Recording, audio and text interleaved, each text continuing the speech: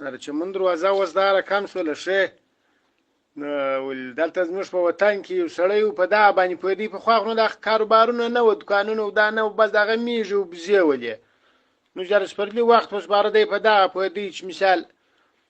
باره به نو خلکو راوستي دا سړی بیا ډېر دغه و مثال دا په دا میږو په دا پوهېدی باره به یې راوستي کېړګي له کېړګي ته به یې ورلاکې باره به یې وایي یوه میږ خو رایله کوله ده به لاس تر لاندې کړي ول دا وچه ده دا برال به ده نه لاس به یې در لاندې کړي دا وچه ده دا برال به چې برال به هغه به یې یوې خوا ته جلا کوله چې وچه به ول هغه به یې بلې خوا ته جلا کول هله هله هله یوه اتیا دانې میږې چې یې وکتلې باره یو خیرن مږ دا پر رالی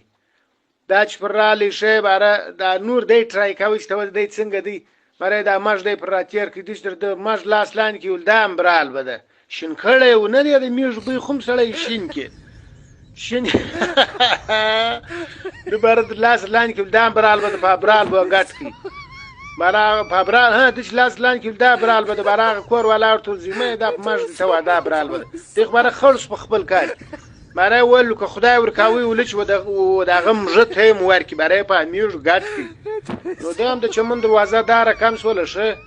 چې بس